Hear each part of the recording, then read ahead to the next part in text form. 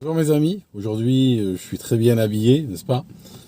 Chemise blanche, bouton de manchette, la totale. Les gens ils me regardent, ils me sourient, me respectent, ils me tiennent la porte. Non, c'est pas la même chose que lorsque je suis habillé en short et en claquette et tout ça. Enfin, vous savez, j'ai vu une scène l'autre jour qui me choque. Enfin, je vois tout le temps des scènes qui me choquent. La dernière en date, c'est les Français qui votent Macron.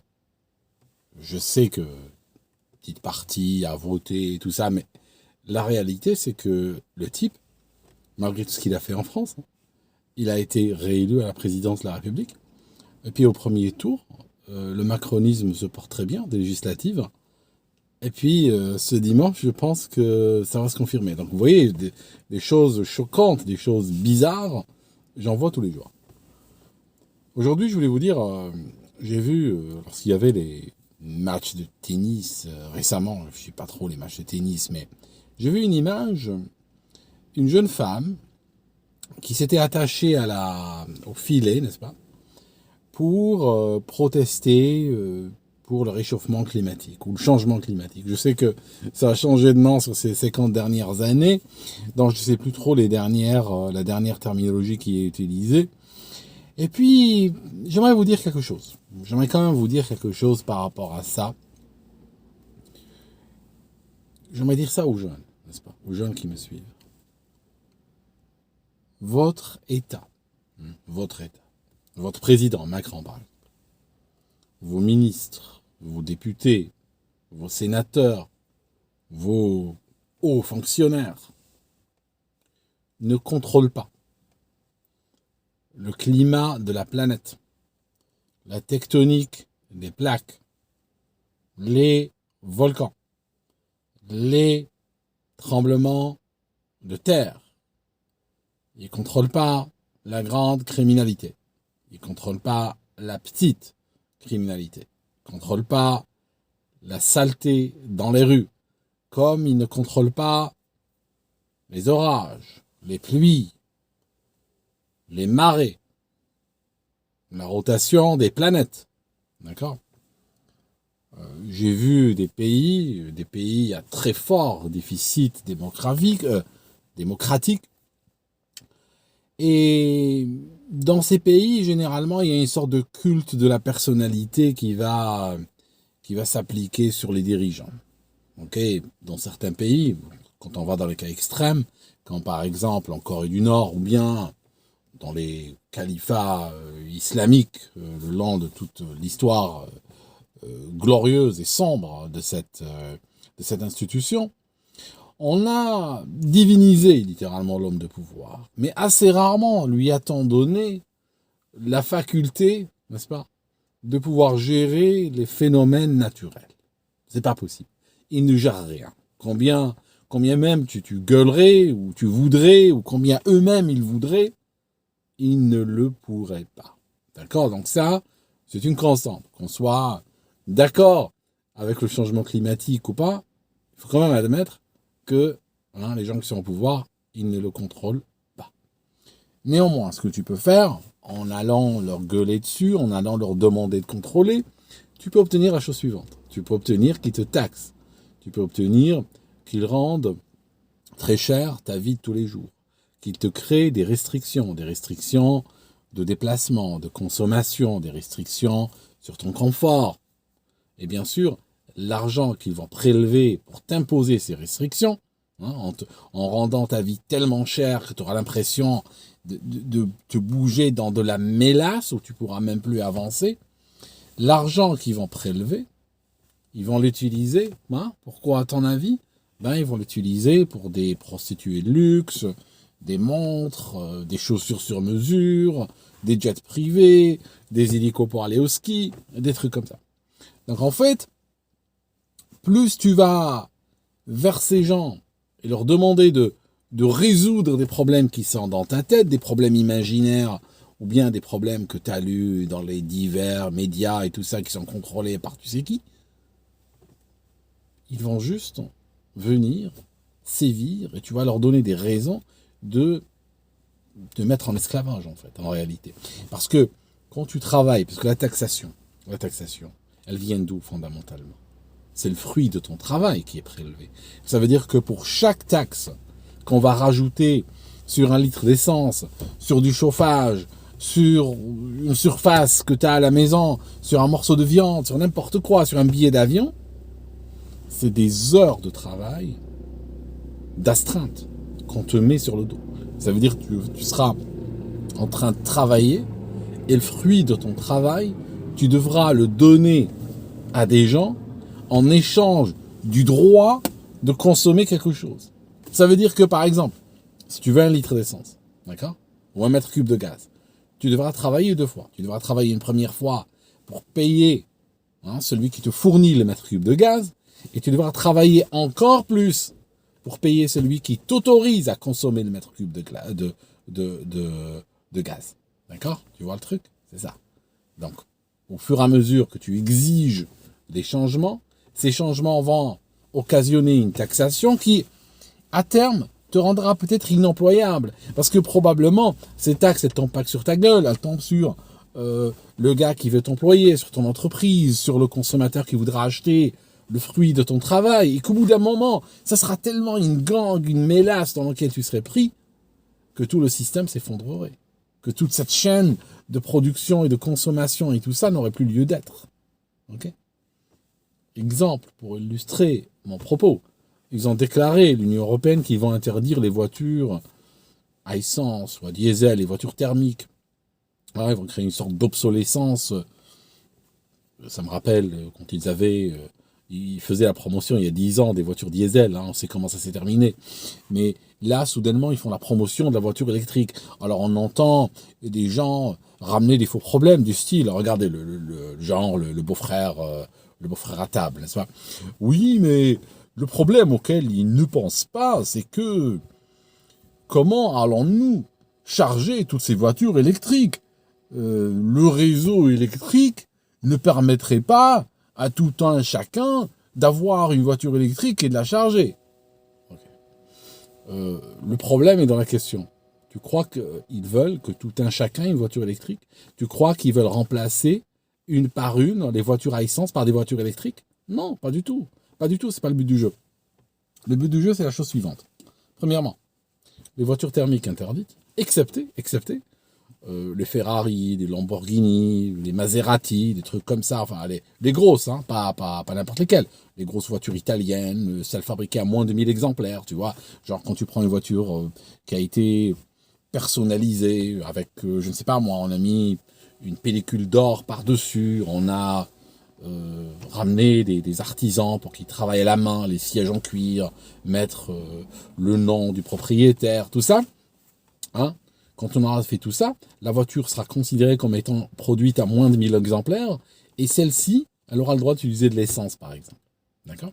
Donc, tu auras quoi ? Tu auras des routes vides, et quand tu entendras des bolides passer, des voitures passer, ça sera des Ferrari, des Lamborghini appartenant à des adolescents, des gamins qui jouent avec. Ça sera les gamins des hommes politiques, les gamins de tes dirigeants et tout ça. Les gamins de ceux qui te donnent des leçons à la télévision, de ceux qui te culpabilisent. Ça sera ces gamins-là qui sont en train de jouer avec. D'accord ? Pendant ce temps-là, toi, tu seras assis dans un supermarché, comme le font beaucoup de vieux déjà maintenant. Tu seras assis dans un supermarché juste pour ne pas crever de froid. Parce que la facture de gaz est tellement élevée que tu pourras même plus te chauffer. On a des banques alimentaires ici au Royaume-Uni. Ils donnent des boîtes de conserve avec de la soupe à des gens. Et aujourd'hui, le problème que les gens disent, merci de me donner cette boîte de soupe qui sort d'un genre de Lidl Price à 25 centimes. Mais le problème, c'est que je ne peux pas la réchauffer. Je n'ai pas accès à l'énergie. Je ne pourrai pas réchauffer cette boîte. D'accord ? Tu vois ce que je veux dire ?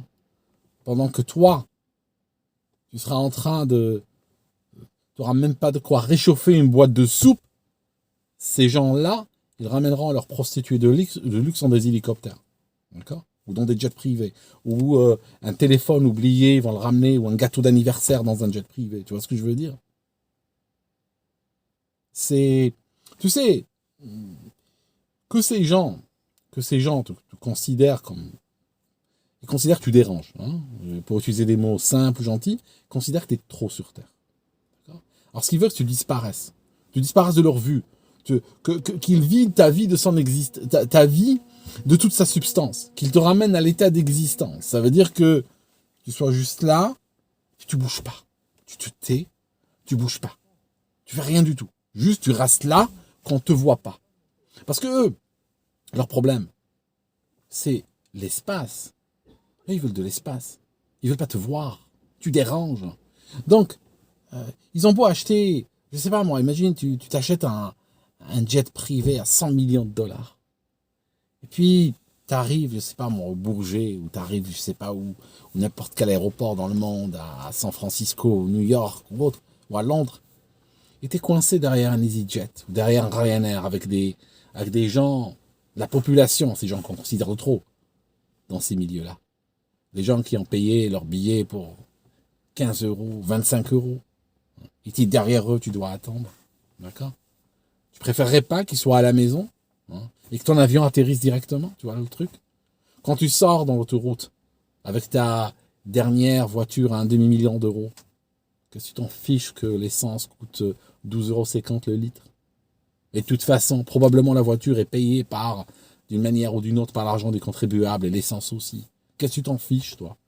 Si le fait d'emmener le carburant à 12,50 € le litre te permet de vider l'autoroute, qu'elle soit juste à toi, qu'ils partent ces gens, qu'ils disparaissent de ta vue, de ta vie, qu'ils ne soient plus là, qu'ils s'effacent complètement, qu'ils te laissent de l'espace. Il n'y a pas assez. Vous comprenez le truc? Ces gens-là disent, la Terre, au-delà du climat, il n'y a pas assez d'espace pour tout le monde sur Terre. D'accord? C'est vers ça qu'on va. Il n'y a pas assez d'espace. Alors bien sûr, si je regarde de mon côté de la lorgnette, je dirais oui, effectivement, il n'y a pas assez d'espace. Si on veut offrir à chacun, à chaque humain sur Terre, on veut leur offrir un golf, on veut leur offrir un jet privé, on veut leur offrir une île privée, on veut leur offrir des châteaux, on veut leur offrir des résidences somptueuses. Effectivement qu'il n'y a pas assez d'espace pour tout le monde, à ce rythme de vie-là. D'accord? Que mènent ces gens du 1%, n'est-ce pas? Bien sûr que non. Mais la majorité des gens vivent comment? La majorité des gens, il y a des pays où il y a des cartoneros, il y a des pays où il y a des gens qui vivent, regardez Hong Kong, qui vivent littéralement dans des cercueils. Voilà comment vivent les gens. Et si tu fais vivre les gens comme des cercueils, comme à Hong Kong, tu peux te permettre 300 milliards de personnes sur Terre. Sauf que si tu veux faire vivre des gens comme certains milliardaires qui viennent nous donner des leçons, c'est clair que la Terre se remplirait, tu as 5000 personnes comme eux. Hein, il y a des gens, honnêtement, il y a des gens de ces grands milliardaires, si tu avais 5000 comme eux sur cette planète, ils se marcheraient dessus, ils trouveraient qu'il n'y a pas assez d'espace. Donc, nous, on voit les choses de notre côté. Eux, ils le voient du leur. Du leur, ils trouvent que c'est pas à eux de faire des économies, c'est pas à eux de se limiter. Parce que eux, c'est la caste supérieure. Eux, ils sont plus forts que toi. Ils ont l'argent, ils ont le contrôle, ils ont leur numéro de téléphone direct, le numéro de téléphone direct de tous les dirigeants. Donc, c'est à toi de te limiter. Parce que toi, tu es la masse. Vous êtes plus nombreux, c'est ce qu'ils pensent. Ils disent, vous êtes plus nombreux, donc vous arrêtez votre chauffage, hein, vous avez je sais pas combien de millions de retraités. Moi, je suis milliardaire, ok, d'accord. Tu m'accuses de polluer, je sais pas quoi. Mais moi, j'ai quoi? J'ai un jet privé, j'ai 2 hélicos. Ok, hein, c'est tout. Mais si tu compares mon jet privé et mes 2 hélicos, comparez à, par exemple, 2 millions de retraités. 2 millions de retraités qui ont le gaz, qui prennent des douches, qui mangent chaud, qui ont une voiture, n'est-ce pas? Qui partent en vacances une fois par an. Si tu compares ces 2 millions à mon jet privé, à mes 2 hélicos, qui pollue le plus? C'est les 2 millions. Donc dans ce cas-là, moi je garde mon jet privé et ces gens-là, ils doivent vivre dans le froid, vivre dans la famine, ils doivent pas bouger, ils doivent se terrer chez eux et se la fermer et se considérer heureux d'être en vie. D'accord? Vous voyez le truc? C'est ça un peu. C'est un peu le discours. Ces gens-là, mes amis, peuvent vous ramener au stade minéral, littéralement, si vous les écoutez. Et en plus, si vous allez vous attacher sur des routes, sur des lampadaires, sur des portes de je sais pas quoi, pour leur demander, pour exiger d'eux qu'ils en fassent encore plus, vous inquiétez pas, hein, ils iront encore à fond. Mais ça, si vous voyez le truc, c'est que tout ça, c'est le... Parce que la nana, je vous cache pas, hein, même ceux qui n'ont pas vu l'image, vous devinez bien que c'est pas de la diversité. Hein, vous voyez bien, la blanche qui irait faire la touriste en Amazonie chez des cannibales en te disant que c'est des gens sympas, quoi. D'accord? C'est une nana qui se fera bouffer sans avoir compris ce qui s'est passé. Ok? Et qui voudra surtout qu'on ne stigmatise pas. C'est ce genre de personne. C'est un truc de blanc, ça. Ok? C'est pour revenir au beau-frère d'ailleurs qui dit oui, les voitures électriques. Le but, c'est pas de remplacer les voitures thermiques par des voitures électriques. Le but, c'est tout simplement, eux, tout l'espace pour eux, toi, tu restes à la maison. Et si jamais tu dois bouger d'un endroit à l'autre, tu mets ton baluchon sur le dos et tu cours à travers la lande.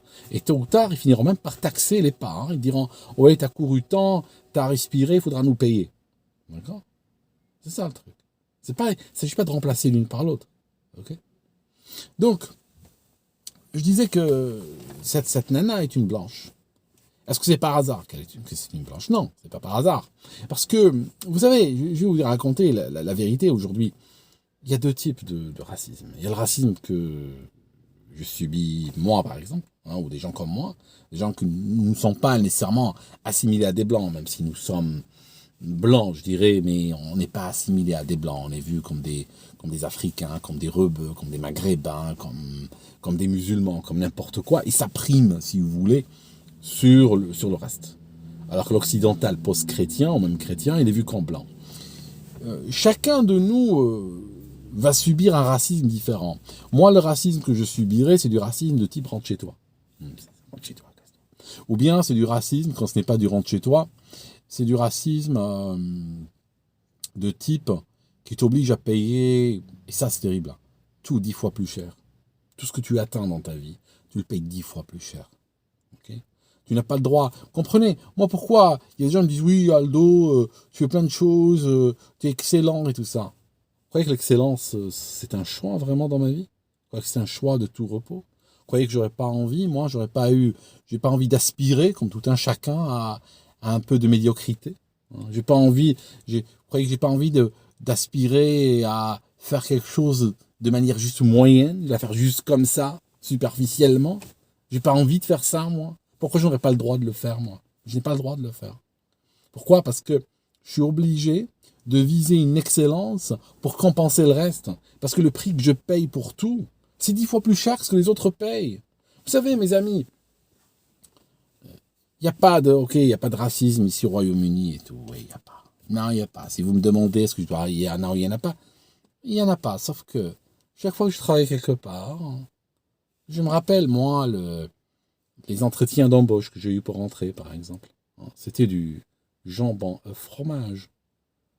Et parfois, j'ai progressé à l'intérieur de l'entreprise et moi-même, je me suis retrouvé à assister à des panels qui font des entretiens d'embauche pour d'autres personnes. J'ai remarqué très systématiquement sur les 10 dernières années que tous ces entretiens que j'ai vus, j'en ai vu des centaines, n'arrivent pas, en termes de difficulté, n'arrivent pas à la cheville de ce que j'ai subi moi. Et en réalité, je paye toujours plus cher. J'atteins des fois des choses, imaginons que j'ai une promotion, j'ai quelque chose. J'ai toujours payé 10 fois plus cher que d'autres. D'accord? Tout le temps. Tout le temps. Ok? C'est le genre de racisme que nous subissons, nous. Ok? Des fois, c'est inconscient. Hein? Des fois, c'est un biais inconscient. Les gens en face, ils ne le font pas parce qu'ils te détestent ou autre. Ils ne réalisent pas. C'est juste comme ça. Vous voyez, dans ma tête, je vais vous dire un truc. Dans ma tête, et c'est peut-être un petit peu ce qui justifie ma solitude. Hein? On est en train de parler aujourd'hui.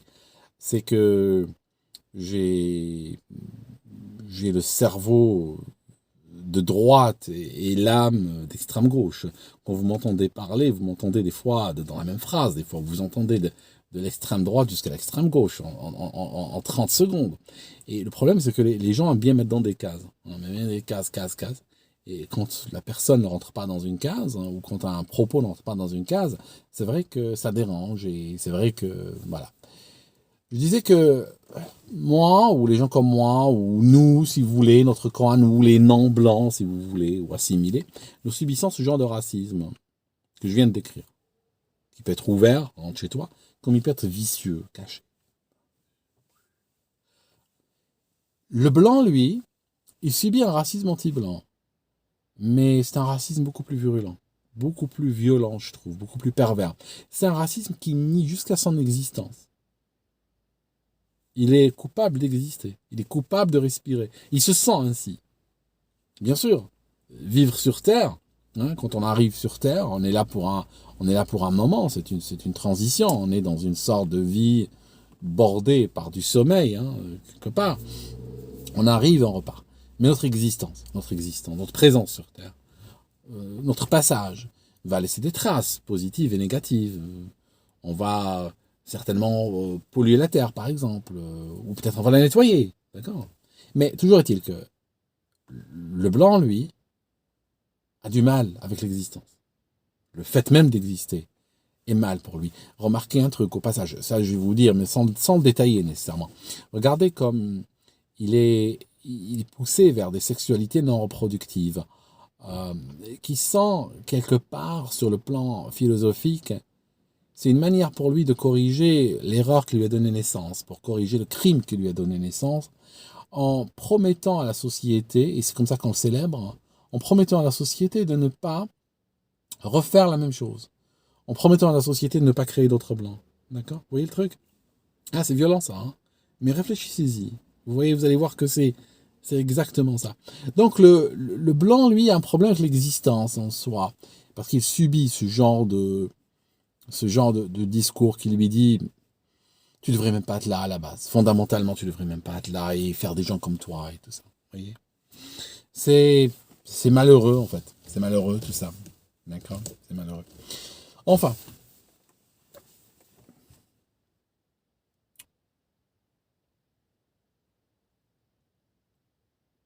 Faudra qu'on fasse attention, hein, vraiment.